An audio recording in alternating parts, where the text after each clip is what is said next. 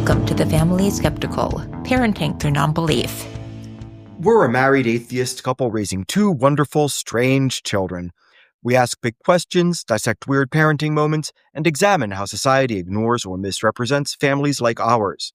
If you're any stripe of nonbeliever who's involved in raising children, welcome. You are our people. Our kids have heard all our swears, but yours might not have, so be thoughtful if there are young people listening with you. Hey, Pops. Hey, Moms. I'm really excited about this episode. Mm-hmm. Because we have a guest coming up. Yes, we do. We are going to be speaking with Betsy DeVille, and if you've been listening for a while, you may remember Betsy because we interviewed her. She was actually our first guest about her book, Grief for Atheists. She is amazing. She is an artist and writer who focuses on the awe and wonder of being an atheist. She explores the intersections of science, reverence, free thought, and blasphemy through history. She is an awesome gift shop, and she's been a speaker at American Atheists and other secular groups around the U.S., and I am just really excited about this conversation. However, I do have to give a heads up because we're going to be talking about Christmas. And before we get into that, I want to mention something about the Tooth Fairy. So we're going to be talking about the Tooth Fairy and Santa Claus in an adult way. So if you have kids listening, just a heads up about that, all right? Are we going to talk about how they're like a shared universe? Like the lore and retconning? They're not a shared universe. There should be a shared universe. There should be. But I was just thinking about it because we're going to be talking about Santa. And obviously there's a whole question of like when you break that myth for kids. And what I think is so funny is that we've already gone through that with Reader and Go. We never did the Easter Bunny. That was like never a thing in our family. But Reader has had a lot of loose teeth lately and lost one. And I am so amused at where we are with the Tooth Fairy at this point because Reader is well aware that we are the Tooth Fairy. Oh, yes. But so, okay, I feel like I have been on the struggle bus lately.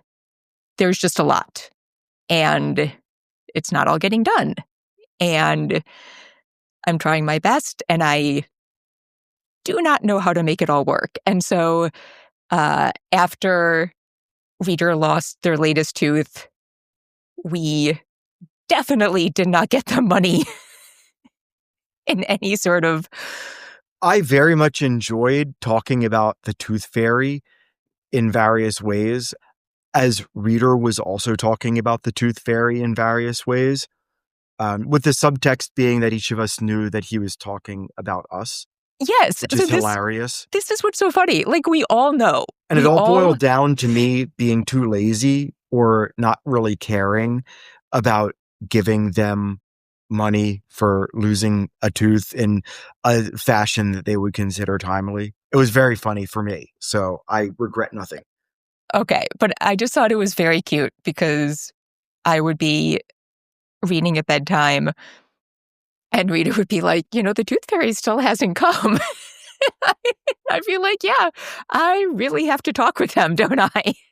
And it's just become this very sort of, I don't know. I just think it's sort of like a charming wink, wink joke where like nobody's admitting the reality and we're all just playing the game. But I'm kind of here for it. Mm. And I wish we had gotten the money on time. I'm not in love. Yeah. I just forgot. It's hard. There's a lot, and I never have cash. So. Yeah, I think that they need to appreciate how the world is changing and that the Tooth Fairy just basically deals in crypto now. So I was going to say, should it now be like a refillable debit card? And then reader goes to check their blockchain.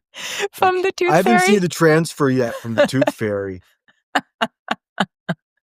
But that has been a thing. And I think we're going to have to remember again soon, because it sounds like their other tooth is not long for this world where it is. But yeah, that's where we are, struggling along. Mm-hmm. And I'm super excited to share the conversation with Betsy. Yes.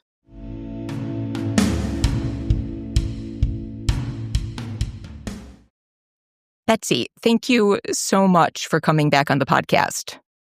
I'm so glad to be here. Thanks for having me.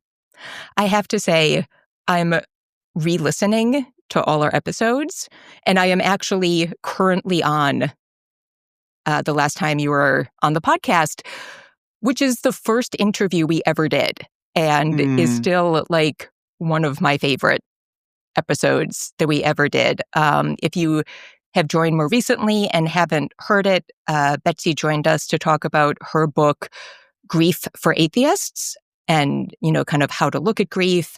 And I think that book is probably one of the ones I recommend the most to people, just like, of like all books, in online groups I'm in, people I'm with. I just think it's so amazing. And I'm just like constantly, I have like my whole spiel down. I'm like, Grief for Atheists. It's okay if you're not an atheist. It just means it doesn't come from a religious perspective. Like, it's so helpful.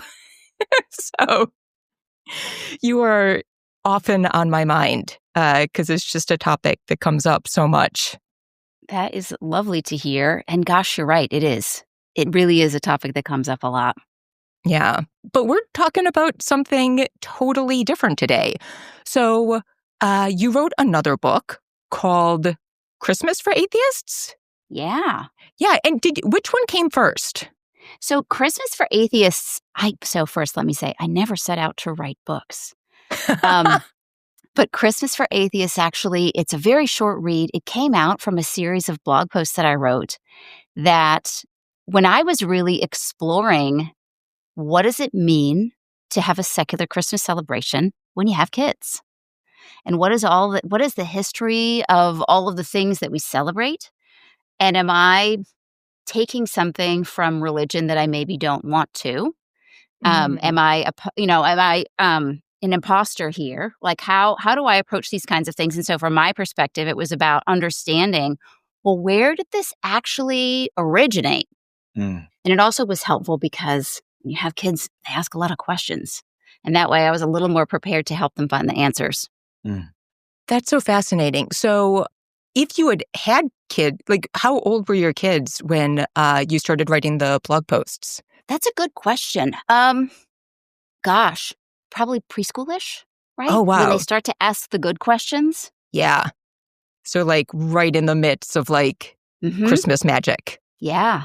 Like, is someone coming to our house in a red suit or not? A big decision that we all make. And how are we going to have family celebrations if our family is religious? And how do we explain things to our children in ways that they can understand, but don't necessarily predispose them to magical thinking or belief systems that may not be a good fit? Yeah. Like being like Santa watching you or something like that. That was always kind of creepy for me. And now the elf on the shelf? Oh, don't get me started on elf on the shelf. Could there be anything creepier? It's so creepy. Yeah. So let's just to wind back a little bit. When you were thinking about this, like, what was the Christmas tradition that you kind of came from growing up? Was it a big deal for your family, or? Yeah, it really was. So one of the things that's very interesting about holidays in general is the ritual, right? So we have these traditions, and they're the things that we do again and again and again. And that's what kind of builds all of the things around ritual and holiday that give us that sort of feeling of contentment and anticipation.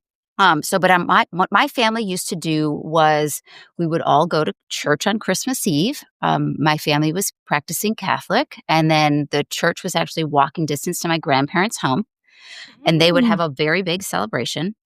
And they had a curtain that they would hang up across an archway. So the Christmas tree was behind this curtain, along with all the gifts for all of the cousins. So they had this huge curtain that they would hang up. We would have the exact same meal every time, ham sandwiches and grape jello with pears. With yum. ruffled potato chips. Yeah, like I can conjure all of it, right? Yeah. You do it so many times. And my grandfather, when all the grandchildren were gathered around, this is a huge Catholic family, would pull down the curtain dramatically. And then the gifts would be handed out. And then because my mother did not like to wake up early in the morning, while we were at my grandparents' house, Santa would come to our house. So when we got home from our grandparents' house, then we would open presents from Santa. Got My it. mom would often make a birthday cake that said, "Happy birthday, Jesus."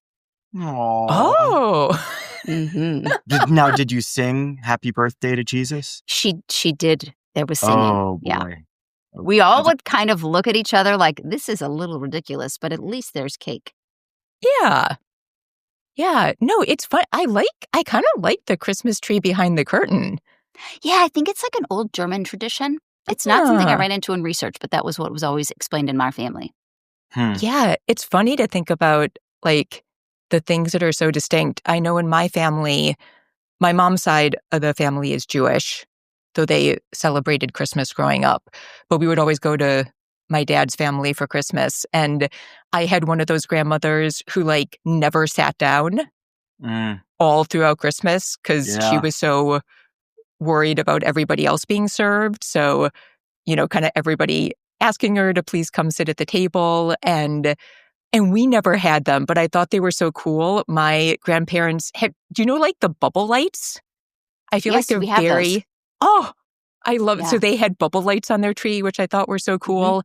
And then our tradition was we would drive home along Lake Drive, which was like the big fancy houses, and make fun of all the houses that didn't have good Christmas decorations. Because it was like, if you have a house that big, you should, like, do it well. Oh, my God. Agreed. Yeah. Hard agree. Yeah. So that was our sort of, it's a social responsibility. We moms also had the bubble lights. The material inside the bubble lights, I don't recall the chemical, but it's not something you actually would want in your home. Oh, no. However, they do still sell them. And I did not know when I purchased them, not only for myself, but for my brothers, because it was a very nostalgic thing, that was the case. So we do display them, but you have to be quite careful that they don't break, because I think it's basically a hazmat suit or something. Like, it was like, oh, golly, okay. Yeah, that sounds right for, like, a 70s decoration. Like, yeah, look I don't at know this if you cool remember. thing that'll also kill you. Yeah, because the tinsel, remember the tinsel people used to put on their trees? Like, this would be back in, like, I feel like the 40s and 50s. Apparently that was just covered in lead. Oh, wow. Okay. Yep. That tracks. Okay, so then I guess, when your kids were toddlers and you were doing these, like, did you set up your own Christmas traditions fairly thoughtfully? Or was it sort of like, or were you just sort of like a mix match of, like, yours, like, how sort of intentionally did you go into it when you had your own family? We were fortunate in that my spouse and I had already built a Christmas celebration for ourselves, where every time we would travel, we would get a Christmas ornament. And so our Christmas tree then is just a memories. It's memories of things that we've done together. So that was sort of foundational. And for us, it wasn't a deliberate sit down and let's workshop through what this is going to be, but it was what still feels like it fits, or what might we adjust to make it fit. So obviously the birthday cake wasn't really a fit anymore. But and attending a service was also not a fit for us. But the decorating with the greenery, which comes from really old traditions about when you think about Northern Europe and solstice and the coming of spring. And now we have gotten through the midpoint of the long winter where we could run out of food, and we're going to just look to this future, right? All of those things, absolutely. So there was garland and we did Christmas tree. And on the top of the Christmas tree, maybe a star, but not necessarily representing anything. What's fun to me about light in general is it's a word with a lot of different meanings. And so you can look at a star and think about the awe and wonder that we have looking at the night sky, which you get to see a lot in the winter. Yeah. Because the nights are so long. So, and then thinking about gift exchanges, yes, we still still did those, but we dropped most of the church stuff. And then when the kids came along, the big question was Santa, right? What are we going to do about that? So what I like about that particular tradition is it's a benevolent stranger. And I like the idea that someone might do something kind for someone else without asking anything in return. And that was the angle that we sort of took. So there was never, I feel like Santa, when I was growing up, was a tool of control, right? Santa's watching, the elves are watching if you're not good, and that type of thing with a sort of benevolent stranger tradition goes back very far. There's lots of benevolent strangers that will do crazy things if you don't behave. There's one that I think is a Norse tradition that I think it's Lucy, where if you didn't complete all of your chores by a certain time, Lucy would knock over your chimney. What? I love that. Lucy? Yeah. And it's Lucy? I think it's Lucci. Yeah, I think that's how it's pronounced. Not Susan. So not Susan Lucci. Yeah, no. So but Susan Lucci swoops in and is like, I should have gotten an Emmy way long ago and knocked over a chimney in spite. And I think that could come from the fact that survival was so important at that time. And so how might we ensure that everyone gets all of their stuff done? And you could have a big storm and you could blame it on, this character. So yeah, because that makes sense now. Because I was like, that is so specific, having your chimney knocked over. Like that must, it must have been a real problem. SSI, yeah. So it's a soft C.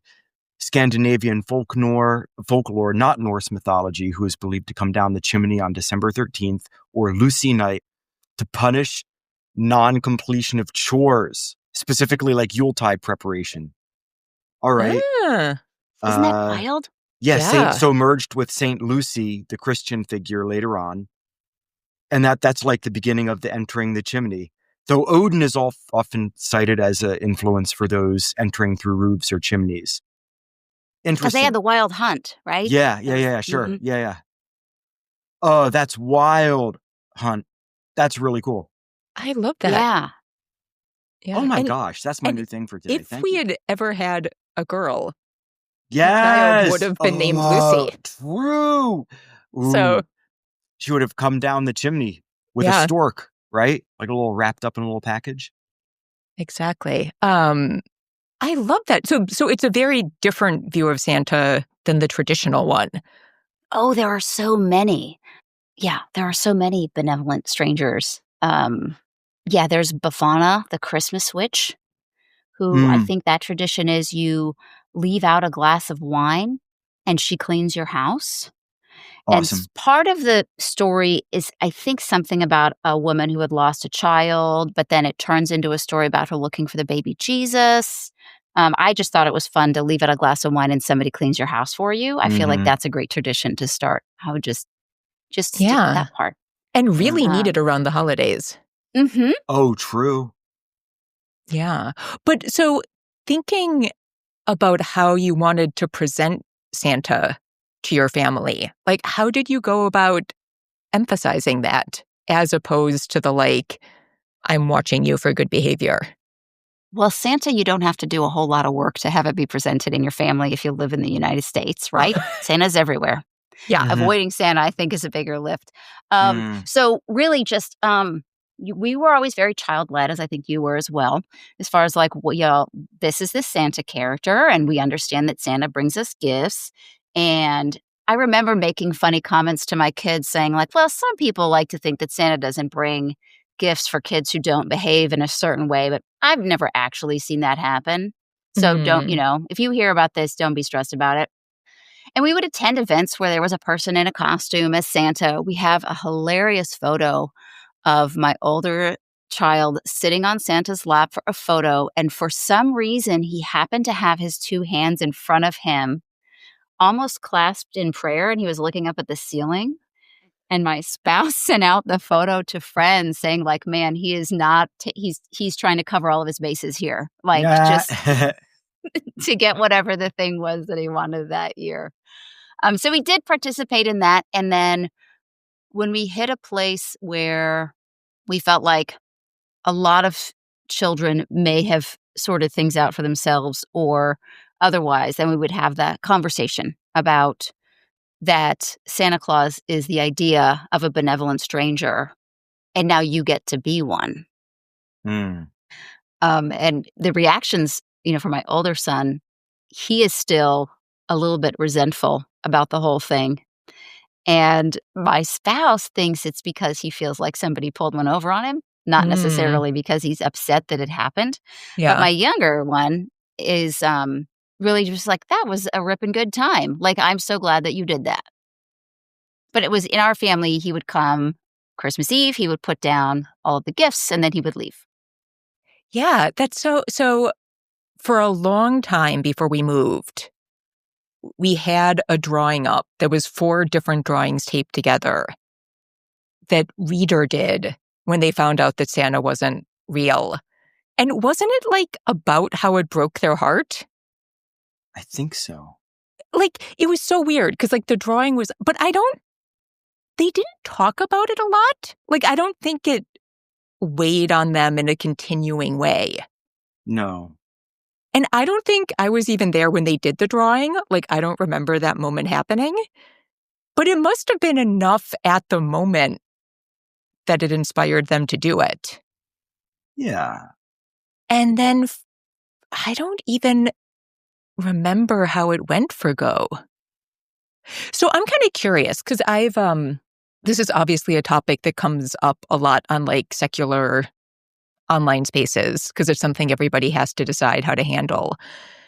And I have heard some parents say that they like the process of kids working it out for themselves because it's like a first test of critical thinking. And I don't know how I feel about that. Do you have any thoughts? I'm like, I sort of get it. On the other hand, like, I don't know if I want to be the person, like, making the untruth that they have to figure out. I don't know. Do you have any thoughts on that one? Yeah, that is. Yeah, I actually had a conversation with a friend on Halloween, and her approach was with her child, anytime you ask me a question, I will tell you the truth, but make sure you want to know the answer. Wow, it's like a sphinx. And her child had sussed out that perhaps some of these benevolent strangers, such as the Tooth Fairy, or I think the least believable one is the Easter Bunny, like, come on now, were not real. And so she started asking her mom about them. And so, okay, Tooth Fairy, okay, Easter Bunny. And then she asked about Santa, and her mom stopped and was like, are you sure you want to know? And she was like, yeah, I do. She was like, no, like, that's your dad and I. And so she did kind of take that approach of this was in front of her child. And then when her child figured it out, she figured it out. Her child, who was there too, and I spoke with, still enjoyed the whole experience. So she didn't feel any resentment or anything toward her parents for it. There are families, though, who feel that they are being dishonest, when they kind of play along with this little charade. And I understand that, and I certainly respect that choice. But for our family, it was really just fun, and that was enough. It was fun because I know when I was a child, we were very poor when I was growing up. And one year, Santa Claus brought my brother and I a television of our own. And there's no way our family could have swung that. And I think it was from my grandparents, but it came from Santa. And I remember feeling like anything was possible. that there was good in the world, that this had happened. And looking back today, I think about the fact that, my parents took this super valuable gift and had it be from this benevolent stranger. Yeah. Instead of any other choices that they may have made. And I think it's interesting to think about presenting it more as a way to see the good and the possible in the world, and then also being that benevolent stranger, like doing good for the sake of it, and not necessarily because you're going to get credit or anything in return. But yeah, we definitely, I said we invited Santa into our home, and that's how I would talk to my kids about it, because we did have community members where their religion was so hyper-focused on Christ that they did not celebrate Santa at all. And so when I would talk to our kids about it, I would explain, well, they don't invite Santa into their home. And Santa's not going to go somewhere where he's not invited. I mean, why would he want to? Come on. Right. Yeah. I know after the first time we recorded something about Christmas, I asked my dad, because I don't remember my parents ever suggesting that Santa was real. But he says that, like, they kind of went back and forth. And then at a certain point, like, it just became clear I knew. But yeah, I don't remember a time where I really believed. And so I think it was tricky because I know Pops wanted to do it and we did it. But, like, I can say that, like, my heart was deeply in the keeping up of the myth. I mean, I know a lot of families go through a lot of effort to keep that level of magic. And I was like, I was fine doing it, but I was, like, not going to work particularly hard for it. So we might have been able to keep it up longer if I had been deeply committed to it.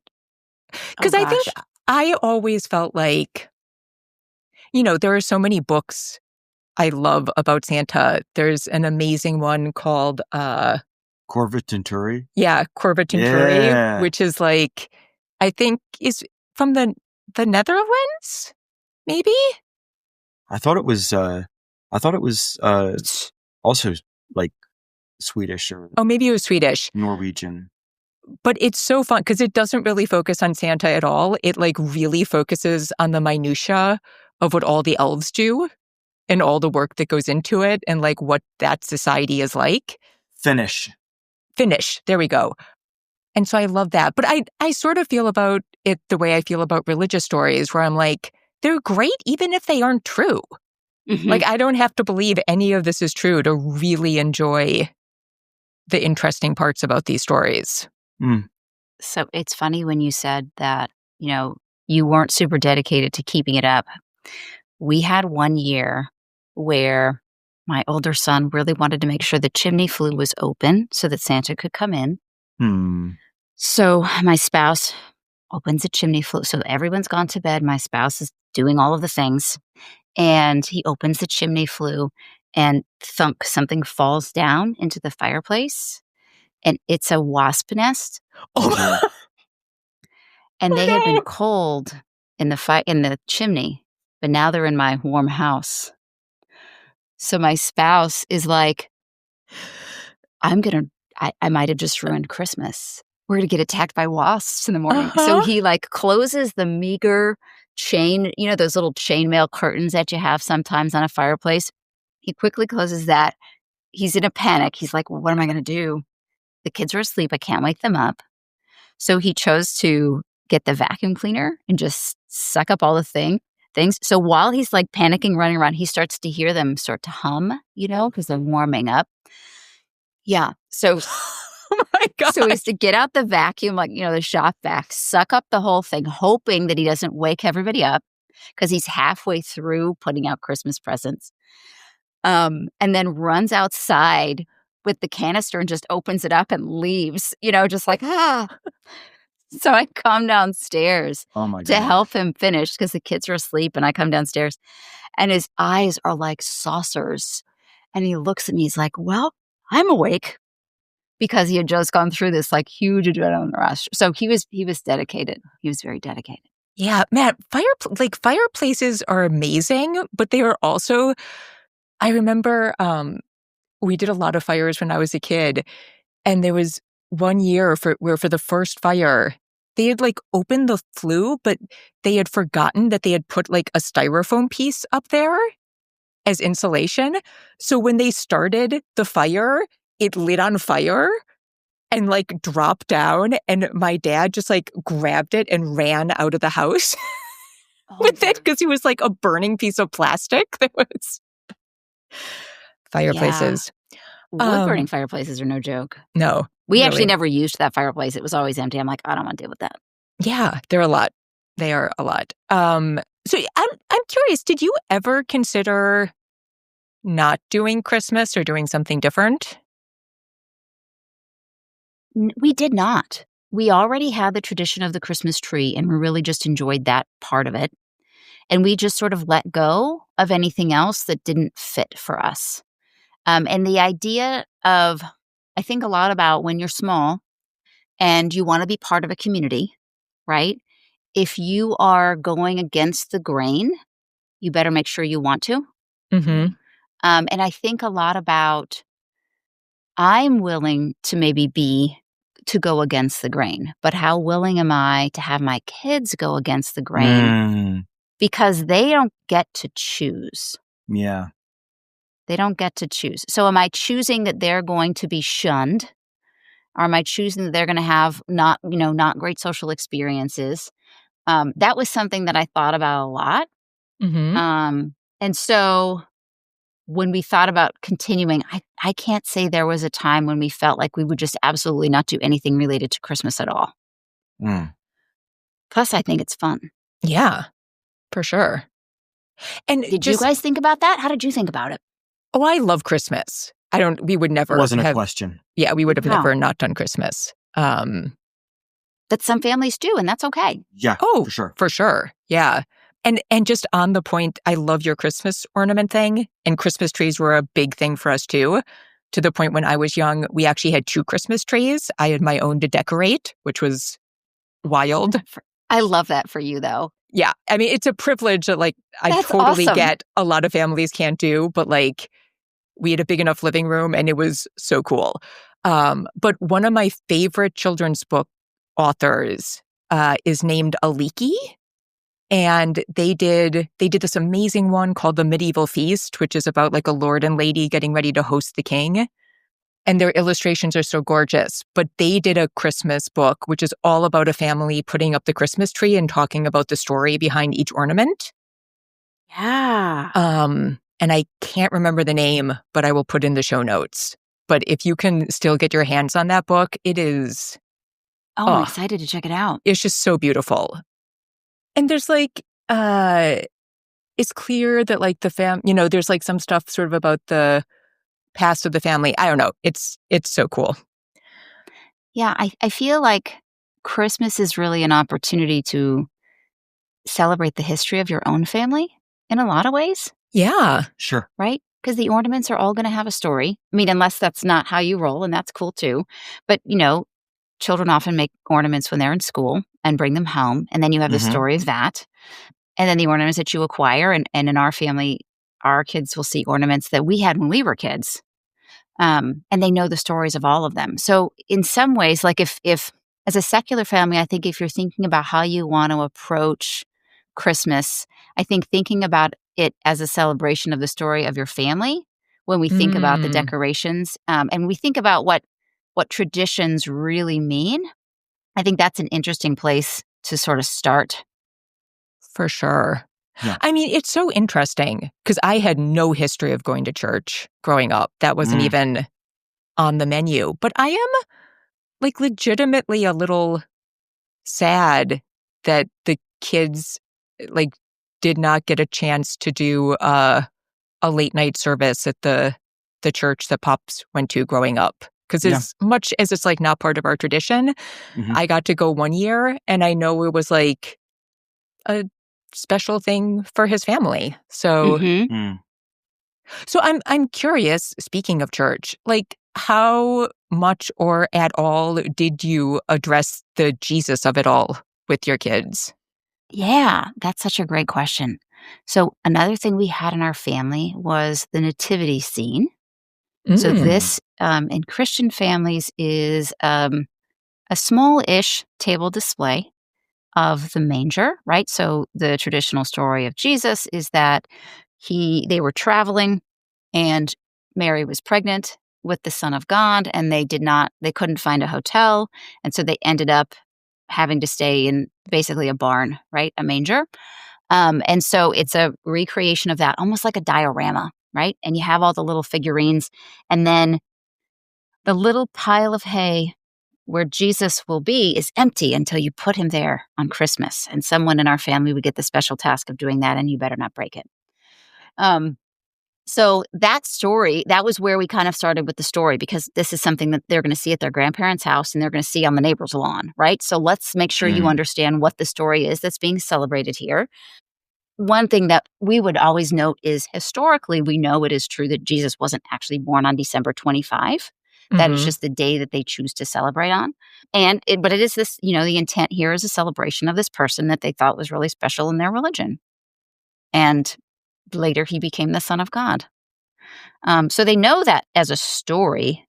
And then, of course, there's the wise men, because you see that happening as well, right? Hmm. People will have that as part of their display. And there's the Feast of the Epiphany and all those things. So they knew all of those stories, but they never, and Jesus as a historical person probably existed. So that's fine.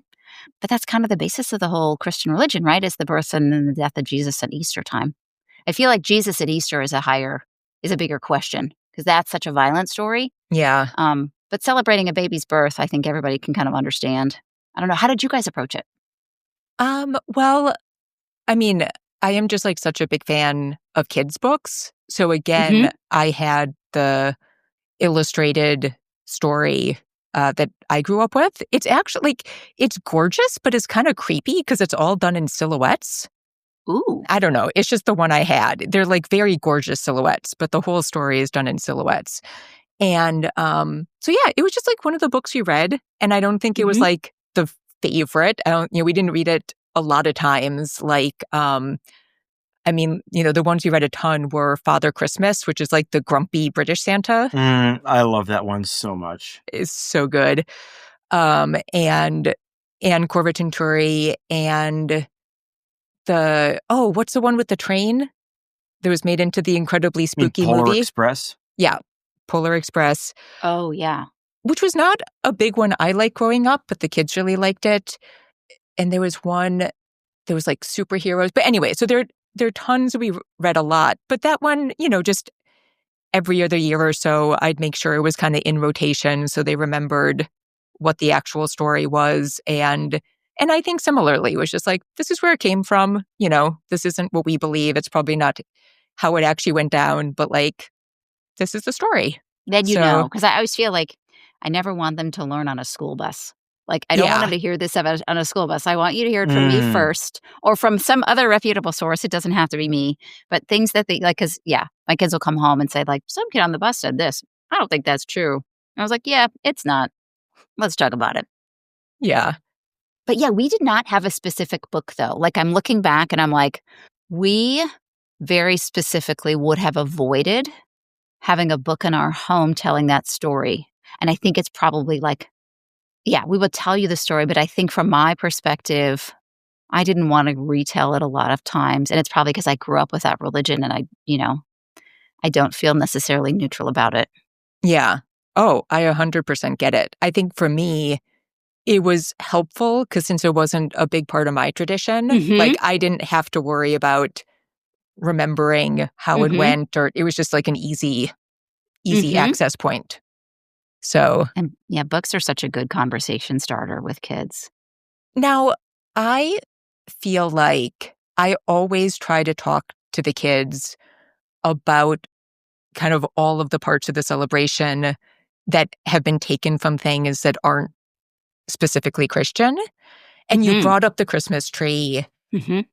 but I wonder, and then I think in the episode we did last year, like the Christmas Carol is such a big thing for us. Yes. And I love that story because to me, it's really about the best parts of the season, which are just like thinking about helping others, like thinking about bringing more joy and light into the world and how we can do that, and empathy. And I know one time when I was reading about it, they talked about how Charles Dickens' kind of like imagining of Christmas in that book is actually the basis of a lot of the ways we celebrate it now. Yeah. I don't know if that's actually accurate. I might have been spreading misinformation, but I didn't know if there are any other sort of like secular traditions or things that you learned about that like you think are cool or focus on, or that you found surprising or anything like that. I would say the coolest secular, so not pagan, but the coolest secular tradition is actually a pretty new one. It's called Human Light, and it comes out of humanism. So Human Light was created, I think it was like a humanist group in New Jersey a couple decades ago. And they wanted to create a way to celebrate alongside, not in opposition to, but alongside the other celebrations that are happening at the end of the year. So Human Light is celebrated around December 23rd. And the intent there is specific. So it's like, we're not here to override something else. We're here to come alongside you. Mm-hmm. And the idea of Human Light, so one of the core things that we celebrate in any end of year celebration is light, right? You're going to see that in solstice. You're going to see that in Diwali. You're going to see that in Yule. You're going to see that in even Samhain, right? In some regards. So you take that aspect of light, and light, is such a flexible, interesting word. Human Light is about celebrating the light within all of us, our greatest hopes and achievements, like what have been our biggest achievements as humans. Eradicating smallpox. That one's a great one to celebrate, right? Yeah. And thinking about what other things we can do to make the world better together, right? And so Human Light's probably my favorite secular celebration, and it's also a nice foundational place to start when you're thinking about building a celebration with your family. Because thinking about what are the great things that happened to you in the last year, what were some of your big things that you're proud of? Like, there's nothing more fantastic than when you're 5, everyone's celebrating with you all the things you're proud about yourself that year. That's really special. And I guess other ones, though, decorating with greenery, that goes way back. Christmas trees go way back. Ornaments on Christmas trees go way back. Gingerbread is a funny one because there used to be these gingerbread guilds, and only certain people were allowed to make gingerbread. What? Yeah. Wow. Yeah. And gingerbread used to be this kind of, I feel like, old breadcrumb concoction of spices and whatever was around, and it was kind of pounded into a mold and then popped out. It later became a thing called fairings that you would get at a fair, and they were maybe shaped like flowers or plants or something like that. But we do a gingerbread house party in our family every year. We actually had some friends come and visit us recently because we moved from Texas to North Carolina, and they came to visit us from Texas. And it was the month of September, and we had done gingerbread houses with them pretty much every Christmas season since our kids were small. Aww. And what do these kids want to do? They're all teenagers now. And they were like, what do you guys want to do when we're hanging out? Like, oh, we want to make gingerbread houses. That's so that's cool. what we want to do, right? And so that's definitely a tradition that we've built in our family. But there's also, I think, another thing to think about when you're building a holiday celebration is anticipation is a big part of, when we are looking forward to something, sometimes that's actually even better than the thing itself. Yeah. Mm-hmm. And we start, once Halloween is over, everyone starts anticipating Christmas. Everyone starts thinking about, what that's going to be, and having time away from your normal day-to-day life. Usually people take some time with their family around that time of year. There's business closures. And so that anticipation is a really lovely thing to think about, and like, well, what are we going to do? That's so great.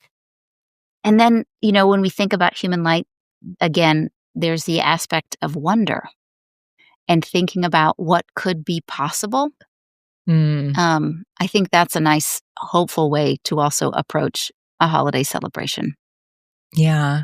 All right. Since you brought up gingerbread houses, yeah, I just need to know specifics. So what is the vibe of your family's gingerbread houses? Is it like messy? Is it like super like what's your gingerbread? And it could be different for different people, but like what's your gingerbread vibe? So it's funny because when they did the gingerbread decorating together, they had in their head that they had always used very specific candy.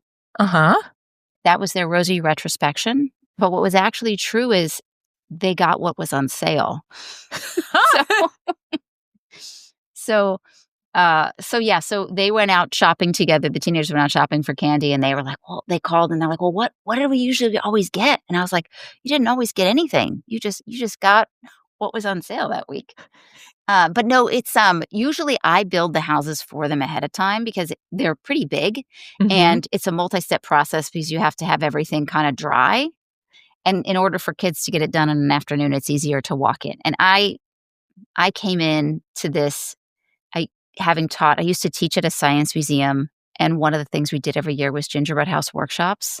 Ooh. So I feel like I came in wildly prepared compared to most people as far as like how to mass assemble gingerbread houses. But they are, I think they probably feel pretty traditional.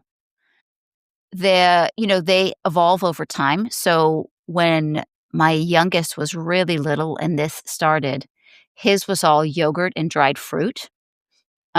We've never done there's a charcuterie version of a gingerbread house. I don't know if you've ever seen that. What? Yeah. So if you are a person who enjoys a charcuterie tray, there are people who will make a gingerbread house that's like a charcuterie tray, and then you just pull off, a chunk of cheese or whatever to enjoy. They're pretty adorable. Do they include meat? Yeah. Oh, yeah. You could think about like, little salami roof shingles. That is amazing. We are looking this up after this interview pops, just so you know. That would be hilarious. Because we have almost always spent Christmas at other family members for the last, since COVID. And for the first time in a long, long time, we're actually going to be home for Christmas. So which is kind of just, it's very nice to think about. But man, I feel like that would be hilarious to bring out. Yeah. Unexpected. I don't know. I probably am not going to have the energy for it, but I'm definitely looking up photos as soon as this is done. But yeah, I would say now that they're teenagers, there's quite a bit of precision involved as far as like they want to see some symmetry. This year, they had some random candy. And so they jokingly, but not really, put, Sour Patch Kids. They're kind of shaped a little bit like a person. Yeah, so they would randomly work that into their roof pattern, and they thought it was really funny to have bodies on the roof because teenagers. Oh, yeah. That sounds like a lot of fun. There's another approach you can do, though, if you want something that's not going to necessarily get consumed right away. There's a recipe for, it's like a cinnamon applesauce glue thing that you can put into a mold. Your kids may have done this in school at some point. It's also great because it's really allergy friendly. So if you have someone who has food allergies and a gingerbread house party is just a non-starter, you can make this gingerbread dough where it's like cinnamon applesauce and glue, and then you can use cookie cutters to cut things out, or you can cut out your own shapes and then let them dry and assemble it as a gingerbread house, and then you can bring out some sparkly glue and some other things to decorate it. That is very That's cool. really interesting. I have a couple good friends who have severe food allergies, and so I always try to think about how do you do with that? Like, how can you have fun and everybody can have the same kind of fun without having to worry about that? That is amazing to think about. So, but when you do it traditionally, is it all edible, or are you cracking out the hot glue gun? Nope, it's all edible. Yeah. Yeah. Weirdly, I also did a certification in cake decorating at one point. This is amazing. Oh, boy. I feel like I came in probably more prepared. Yes. Yeah. No, I love this, though. Yeah. It's best to do, when you're assembling, it's best to do like a royal icing kind of thing to hold it together. And that's basically when you're going to do like a powdered egg white with a powdered sugar and some water. It is not delicious, but it is like cement. So I like to use that to assemble the house so that the joints are all tight. And then just a traditional American buttercream for the actual icing. They don't, I've not had the kids ever ask to do piping work on their houses because that would also be a royal icing thing. But they've never wanted to do that. Interesting. It was not a big thing in my family. I feel like we tried it a couple years. And I know one year we actually tried to melt the hard candies in the windows for stained glass. Yeah, interesting. Stained glass windows, which was really cool, but more work than I would want to personally. That would be, do. I think we did that one year, and I made those ahead of time. Yep. Like I assembled the houses and then made the window pieces, and then we had what we had. Totally. It's a super fun activity, though. And there, if you enjoy gingerbread, which I do, it's there. Yeah.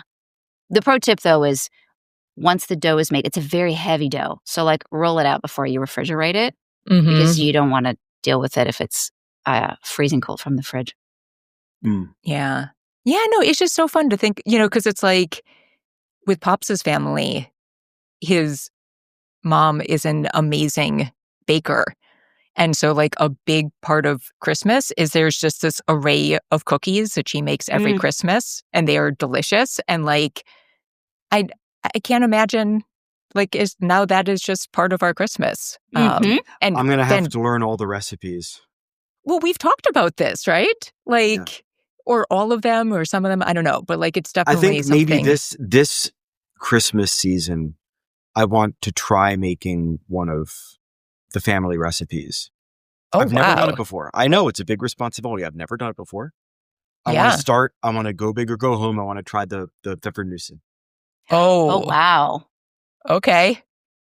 So I'm going to ask, but it's very likely that she'll hear me talk about this before I actually ask her. Though that's not true. I'll probably bring it up when we see her next weekend. Yeah.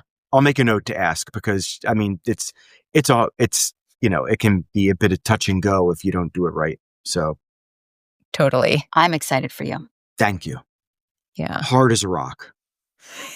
Great. No. The half apple and foil in the box works pretty well. So. No, the amazing, you bite in and you feel like it's going to be hard all the way through, but then you get in there and it's... Oh, it's the best. Yeah. All right. Yeah. I could eat my body weight in those things. Because I've heard that, but I'm not familiar. What's the flavor profile? It's pepper. It's sugar and pepper. And cookie spices. Okay. Everybody, there are a lot of different versions of Pfeffernusse. It's been around for a while, but our version is just what I'm familiar with. And so I'm kind of biased, and I've had them other versions before, and they're too sweet and not peppery enough, and the consistency is wrong. But it's my preference. I think you can tell me that this is untoward, but I think because I've had other Pfeffernussen, which is nothing like your mom's, and your mom's is better. I think we should, when we post this episode, we should post the recipe. I feel compelled. Yes. Yeah, I think that we should. I think that's going to be our gift to our community. I feel like, maybe we could keep it going. That and the cinnamon bun recipe. Oh, that is it's pretty next level. Is it like a cinnamon roll? Yeah, they're next level. It's just it's a lot of butter and brown sugar. No icing, cream cheese, none of that stuff. It's just the dough and brown sugar and butter and raisins if you want it. It's a much more stripped down version of a cinnamon roll from what a lot of people are familiar with. But in that simplicity, it's more elegant, and it's also far more decadent. For me, at least, it's hard to eat just one. They get mailed around the country, correct? Every year? Yes, everybody has their own package, and nobody shares. Everybody has to get their own. My uncle gets his own, and nobody touches them except for him. It's the funniest thing. We have a molasses cookie recipe in our family that is like that. Yes, my family will have a contest. We have two. One, the original is Joe Frogger's, which the dough is so sticky, it's unwieldy to work with. But the newer version, our kids are hooked on. And yeah, molasses cookies. Ugh. What is your version, Betsy? Yeah, please. Ours is more like if you've ever had a whoopie pie. Yes. So it's like a cake-like texture. Ooh. So like fluffy. Yeah. Yeah. Ooh, So it's like, yeah. Yeah. So it's like a half a whoopie pie, right? So it's the bottom, and then you frost the bottom. Once it's baked, you flip it over and frost the bottom with like an American buttercream. So it's not a very sweet cookie, but then you're contrasting it with the American buttercream. Yeah, which of course I is dig that. A That's sugar cool. bomb. Mm-hmm. Those are the ones that get mailed around in our family. In fact, we had a family event where a relative that no one knew existed came, because big Catholic families, things like this happen. And it's happened more than once in mine. And one of my uncles brought the molasses cookies, and he presented them to this new family member as a gift. Like, welcome to the family. This is the family recipe. He said, also, now everyone is going to come and say hello to you because everyone here will want one. And sure enough, like, oh, yes. She was so warmly welcomed into the family because she came bearing this gift. It was really lovely. That's cool.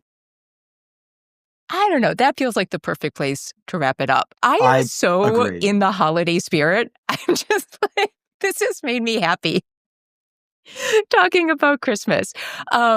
Betsy, if people want to find you, where should they go? BetsyDeVille.com. And I should say, like, you should go check out the site because Betsy makes all sorts of... Her shop is so cool. Yeah.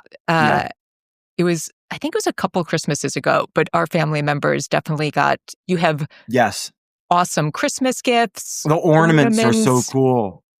Tea towels, jewelry. You can pick up Grief for Atheists. There's a lot of really lovely.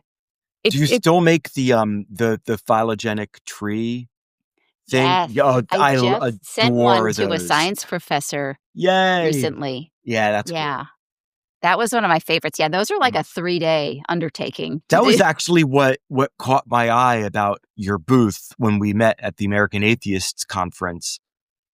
Was that I was like, oh, she's doing like a phylogenetic tree graphic, and that's but it's stained glass. Yeah, it's real cool. Yeah. No, I have some new stuff coming out. I have new stuff coming out all the time, but I have some new stuff coming out too in time for the holidays, so I'm excited about that. Oh, we'll check it out. Oh, yeah, we're going there too. All right. Thank you so much, Betsy. This was great. Thanks for having me. I appreciate it. Yeah. Okay. Happy holidays. Thank you.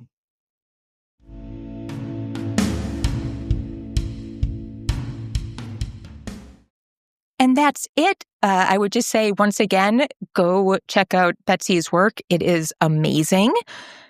As always, we have to thank Jonathan Zalbin and First Frame Music for the music for this podcast. And that wraps up this episode of The Family Skeptical, where nothing is sacred except for our kids.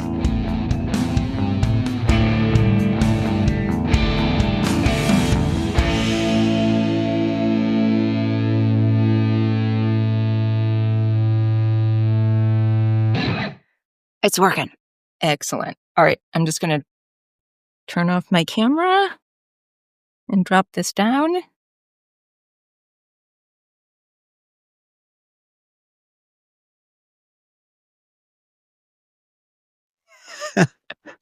You okay there? Yeah. All right. Yeah. Okay. I should be all right. All right.